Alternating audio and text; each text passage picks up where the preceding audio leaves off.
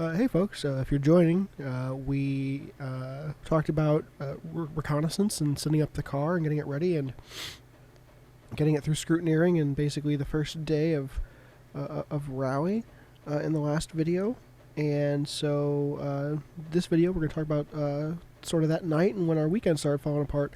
I'm splitting these videos into three parts. This is part 2, and of course part 3 will come hereafter. And yeah, so thanks for watching and enjoy the story. So I took the starter apart, took the starter off the car, which is decently easy to do. Took the starter apart, jumped the solenoid by itself, and it just isn't moving at all. It's sparking, it's getting warm. It's already still kind of hot coming off the car. And I'm like, Jim, our starter solenoid is not working. We have no cell service here. We don't have any Wi-Fi here. There's maybe some other teams here that are friendly with us and also have Subaru parts, but I don't know how to get a hold of them at this time. And so I was thinking a bit ahead of myself. And I'm like, I want the car to have a reliable means of starting. And so after an hour of fiddling with that, I decided to head up to a hotel lobby to see if I could get Wi-Fi, and I couldn't. And this is in the red car, my 04 Impreza, recce car. And so then I decided to head into Steelville, which was like 6 minutes away, and to see if I could get any signal there. And I couldn't get signal there. So at that point, I'm like, well, Cuba, Missouri is only like 15 minutes north, and so I head up Highway 8 or whatever it is to Cuba, and I got cell signal in Cuba. And I start looking at parts stores. I start looking at O'Reilly's and AutoZone and Napa's in any city we could reasonably get to. No one's going to have a starter for us in any kind of useful timeline, right? And so at this point, I've been up since I think 8, and it's past midnight, and I make the dumb decision to try to drive back to St. Louis to get a starter out of the garage, because we didn't bring one with us, run it back, and see if that's going to help us. It was only like an hour and a half one way, and I felt like it was a decent idea at the time, and honestly, might have worked out. But the problem is that I haven't really been driving the red car lately. It hasn't really been my daily for the last few months. I've been driving my Cavalier. And honestly, because of the pandemic, not really going anywhere in that car either.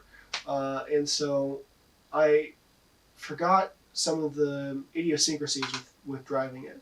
One of which is the Subaru shifter. It's real easy to go from drive to third with it just slides. You don't have to push a button or push the lever one way or the other. It just goes just like you would go from neutral to drive. You can go from neutral to drive to third without doing anything other than just pushing it. So I get on the interstate and I left it in third by accident. And I'm just trying to hype myself up to endure this hour and a half drive back to St. Louis. And I've got music on loud, and I've got, I'm going through a Dr. Pepper, and I'm just like, it's game time. We have to make this happen. And about, 15 minutes in, I'm, going at 85 on I-44. I hear this, whirring noise, this whistling noise, this whooshing noise, some kind of thing that's clearly something happening very fast. And I'm wondering is a tire going down in pressure? Is the tire flat? What am I hearing? And so I turn the music down and I look down and I'm just starting to slowly assess things that are going on around me. The car, I'm realizing it's in third. It's going 5,000 RPM, right? I'm inspecting my gauge cluster, and as I put the car in drive, the whirring noise I was hearing comes down in speed, so it's related to engine speed, and it very quickly becomes just a very fast rod knock. And my check engine light is not on; it is flashing, which has never happened to me, and that's terrifying because I know that's just the car is dying now. Bad things are happening if your check engine light is flashing. And I'm just uh-oh. And so I pulled over at the Sullivan exit, which was in sight when I noticed the problem. I pull over, and the car just I don't know if it's just like how fast I stopped at that exit. The car just died. Right, I got no power steering. The car clearly isn't on, and I just am able to use momentum and a downhill into a gas station to basically park. Somehow, that series of events snapped a bolt off in the alternator that is used to tension the alternator belt, and I don't know how that happened still. And so I know that the rod is knocking. That's bad. Something is slapping in that engine hard. And so my mission at this point is no longer get to St. Louis. My mission is get back to Huzzah and handle this later. Because that's our recce vehicle. We need that vehicle to do reconnaissance the next day, and we need it to be at service. We're already in trouble at this point. And so I rig up some, I have my whole, parts bin of bolts with me and nuts. And I'm able to rig up a way to tension the belt on the alternator to keep the battery charged. And that's what my main objective was there. I put 4 quarts of oil in the engine. I don't know how many it needed. I just knew that it needed as much as it can get because it's losing it. And I start the car back up. I go up the hill to go on I-44, and it honestly starts sounding like it might be fine. And it's like 1:30 at this point, I think, maybe 2. So I start heading back west. We need to get back to Steelville. There's 2 ways down. I can come back the way I came through Cuba, or I can go down through Leesburg, which would put me out right at Huzzah. And I get on the interstate, and I think just after the car had warmed back up enough, I just start hearing that rod knock again. For some reason, I decided to put the car in neutral going downhill on the interstate, and that just turned the car off. Pulled over on the side of the interstate, a couple hundred feet away from the Leesburg exit. Let it cool down, start it up, get it off the interstate to the gas station there, turn it off, let it cool down, just start thinking about the situation I'm in and not let the stress kill me. After it's cooled down enough, I turn it back on, and I start heading south on, I think it's Highway H is right there, towards Huzzah. And I get through Leesburg, and I'm going, the highways out there, the state highways are, uphill, downhill, twisty. They're speed limit of 55 with suggestions around the corners. They're great roads to drive, but not when your car is dying. And so I'm coming around a long turn that's uphill, and I crest the hill, and it's just a very long right-hand turn. And after the crest of the hill, the car is struggling to just go, and I'm giving it everything she's got. And eventually, you just hear the engine shut off, right? And I've had cars stall on me or die on me because of gas, right? Run out of gas while the car's moving. This was something different.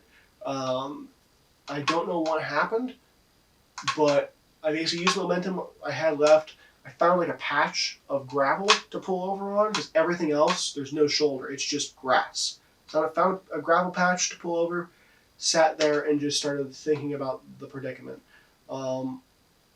My phone is charging off of the battery in the car. I have no service. It's becoming a very real possibility that I'm going to sleep in the car on the side of the road in the middle of nowhere, 4 miles south of Leesburg, Missouri, until morning comes, at which point somebody will see me and I might be able to get a call somewhere. So I'm pulled over. The car is stopped. I think I might have tried starting it back up, but the it doesn't matter. The hood is steaming, right? Given the circumstance, I had the heater. I had the heater in the car on. The coolant temp was kind of rising. My automatic transmission temp light was coming on and flashing at me. And so clearly things were getting hot and knew that. I figured that the radiator had just boiled over, right? And so I got out and went to pop the hood open because it doesn't latch properly, and that it wouldn't open for me. So I went back and I got a flathead screwdriver out of our tool bag and come back out front. I'm like, let's take a look under the car. I want to see if there's any like fluids flowing. I want to see if I threw a rod or something catastrophic happened that I could tell just by looking at it. So I look underneath of it and there's nothing pouring out of the car. But I look on my subframe for the engine and I see like a tiny little flame, right? It's not even that big, like yay, right? Type of flame you'd see out of like a Bic lighter or something. And I'm like, well, I need to smother that before it becomes a problem. Not really thinking that, like, how did that fire even get there? So I'm stand back up, I pop the hood open with the screwdriver, and open the hood, and the whole top of the engine is on fire, right? The plastic intake manifold, the wires, all of it's on fire. And I just take this like big gasp of like heat and smoke and melting, plastics and wire insulation, just all of it just kind of hits me at once. I don't think it knocked me on my feet, but I definitely stumbled back.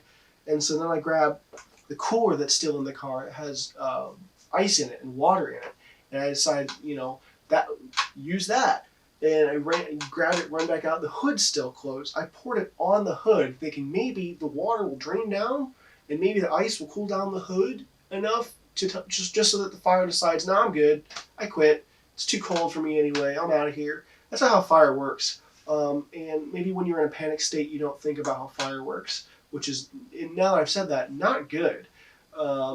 And so I get on my phone and I call 911, and luckily the dispatchers work in a way that when you call 911, I had no service, but I used that emergency call function, and sure enough, it found service.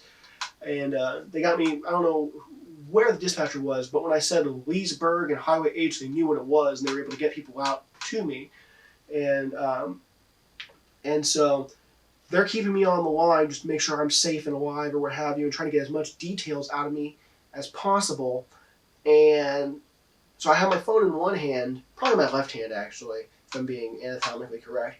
And with my other hand, I'm opening doors and just taking stuff and just chucking it as far from the car as I can. Because we've got parts, we've got tools, we've got personal belongings, stuff that if, in the moment, I'm like, I have to commit to the idea that this car is going to burn to the ground because I have no means of stopping it. I am at the mercy of the firefighters and their time and getting here and their capacity to stop the fire. And so at that point, I just had to start thinking, like, if this weekend is going to be saved at all, it is reliant on me doing everything I can right now. And so, my brand new floor jack, I'm hauling that thing out. We have our rally tires in the car, right? I'm chucking those out of the car as fast as I can. My tool bag. We got personal belongings in the car that we just hadn't had a chance to unload into the hotel. And so, doing everything I can, within 10 minutes, right? The car is fully engulfed in flames, front to back. It was about that time an officer showed up from, I think, Crawford County Sheriff Department, and he and I are talking, and they're rounding up, the fire trucks or what have you. I knocked while I was on the phone with 911. I knocked on the door of the house that was right by where I parked. No one answered, but eventually the guy did come out, and he's like, "What happened?" I'm like, "Car's on fire." I don't know what happened. It's burning. Like, I'm just trying to wake you up because there's a tree directly above it that I'm trying not to burn down. But I don't know what to do about it because I can't do anything else about it right now. And it got to a point to where, like, I know where the fuel tank is. I know where the fuel lines are. When those go up, it's not going to be just a matter of, like, oh, more stuff's on fire. It's going to be explosive. It could be super dangerous. And once the fire was getting to that point, I basically bowed out and said everything that's left in the car is going to burn. And at that point, it was, one of the rally tires got left in there, probably some tools, like Jim's impact driver got left in there. And so at that point, I was basically asking the officer, like, what is the protocol for this? This has never happened to me before. I hope it doesn't happen again. But, like, I've driven past vehicle fires on the interstate, and I just don't know I've seen like vehicle fires on the interstate on the shoulder, and I've seen the vehicle there for days. Right? I mean, I can't leave this car here for days, because this is somebody's house. You know what I mean? It's like, well, we'll call a tow truck. They'll come by. They'll pick it up. They'll take it over to Sullivan or Cuba or what have you. Realistically, they'll probably ask if you want to scrap it and use that to offset the cost of the tow. Eventually, the firefighters showed up with some, I think what he called bush fire trucks.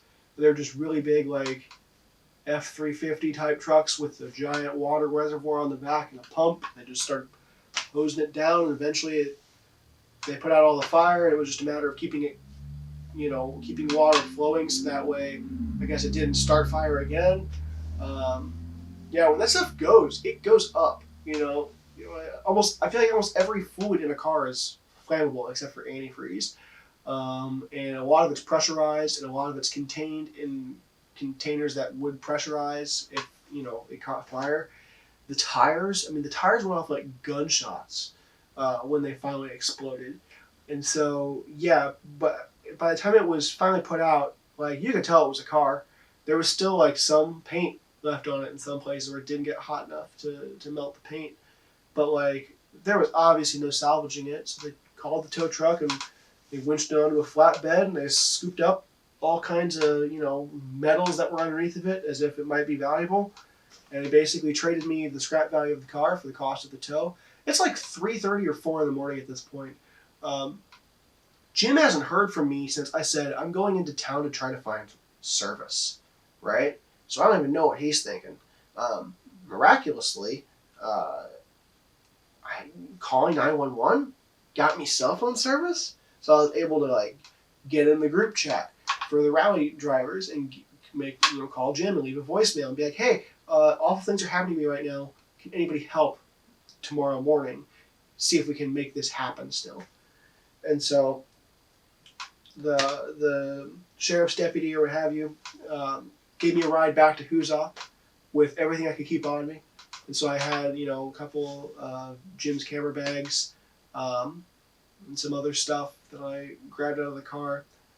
Basically drove me to Huza. I got home, woke Jim up and said, hey, I think I'm going to put this weekend in jeopardy. There's a chance we could still run, but I'm still running on adrenaline and tunnel vision. I need to sleep, and we'll talk about it in the morning. And so we woke up to a knock on the door. A co-driver had come over to offer us some.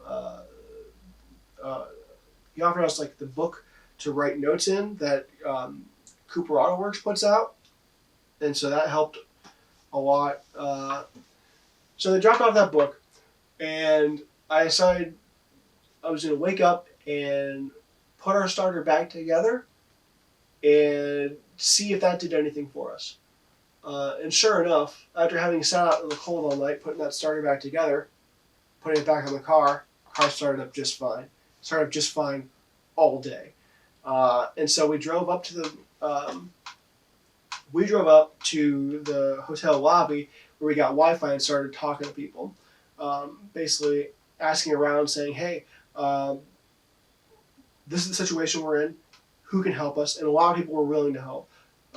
We basically went into town to the park expose, and it's not a park expose because no civilians were allowed.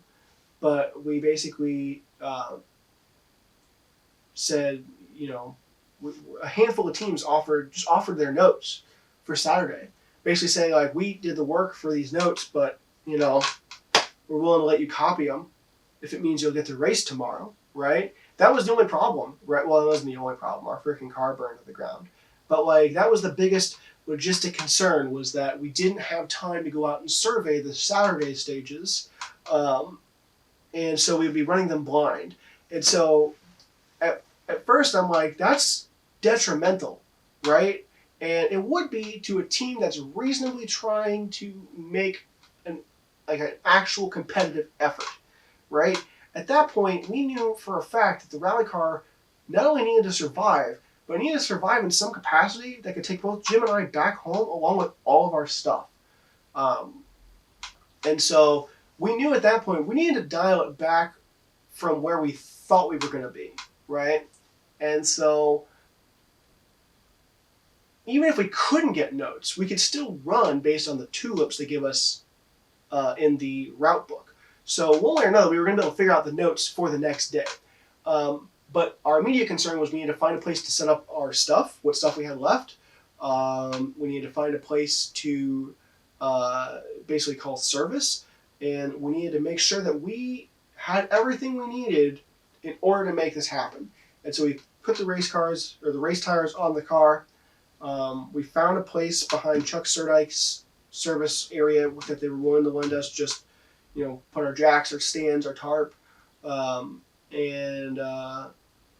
yeah, at that point we basically pretty much just chilled because there's nothing else for us to do. We weren't going to be able to go out and recce because you can't recce in the race car itself. Anybody that was out recceing was not going to stop, come back and get us just so we can get notes. At that point, we're just trying to keep our heads in the game, so to speak. And time came to start, and teams started rolling around the city park at Steelville, and we were 53rd in order, so we had to wait an hour before we got to go. The car started up just fine, and we were basically, suited up, strapped in, and still going out to compete, despite the fact that our recce/service car burned down not 24 hours prior.